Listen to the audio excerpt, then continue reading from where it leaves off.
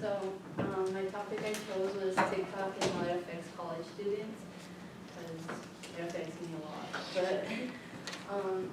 So what we're going to cover today is school engagement, how it affects our school engagement, how COVID-19 impacted us, self-control, and health and well-being. So for self-control, if I'm being honest, TikTok is my weakest spot in social media, and that's why I chose to do research on this topic, and I think it really affects all of us. Most of the time, whenever I come back from class, I know I have work to do, but I choose to scroll on hours and hours on TikTok. According to research I found, I ain't the only one. According to Q, I think that's how you say his name, Q, ETAL, there's a lot more researchers in this one, and this one was in April of 2024.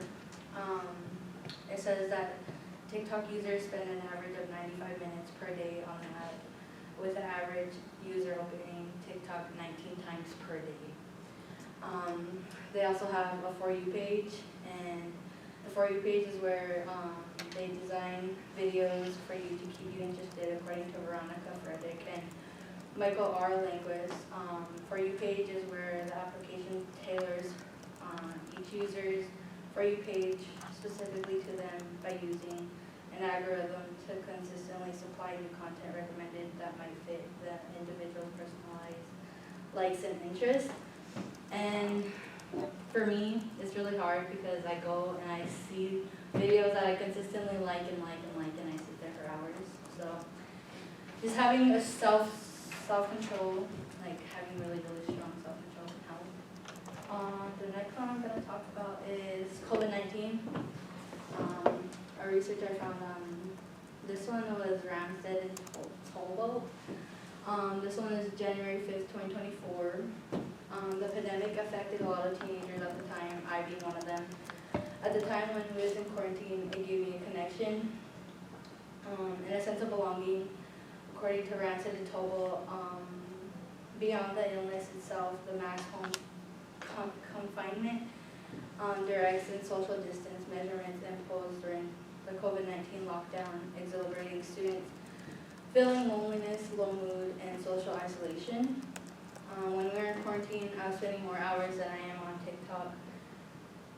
Than I am now on TikTok. According to Ramsted and Tolbo, college students can meet their belonging needs. If it is not met, college students may experience higher levels of physiological distress. And then also in the article, what I found crazy is it said that teachers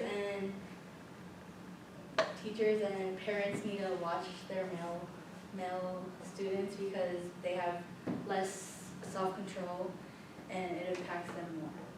So that's what I found that crazy because I think boys are going to be boys at the end of the day. So. The next one I have is school engagement.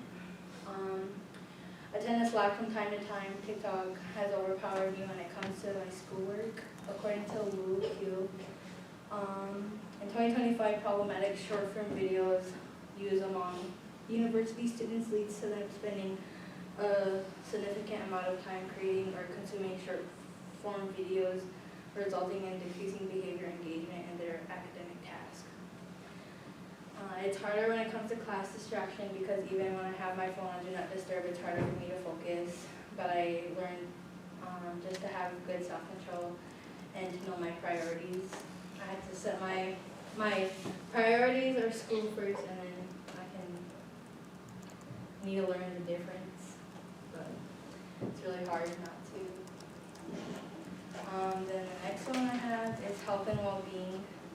This one I found an article by Veronica Frederick and Michael R. Languis in the summer of 2024.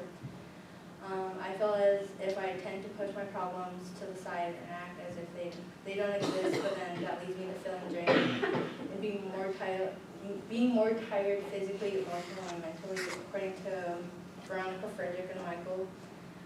Excessive use of social media has been consistently linked with lower levels of mental health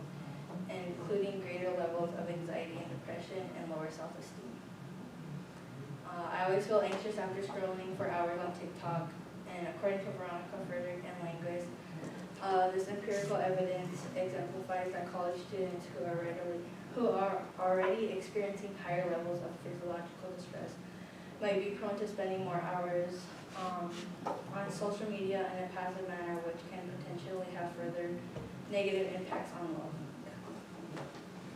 And then in conclusion, TikTok affects our school engagement, well-being, self-control, although it's not always bad, but it's not always the best for us either.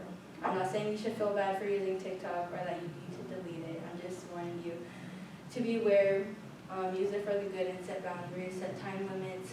We all need to feel good and succeed in our higher education. And then these are what I went over.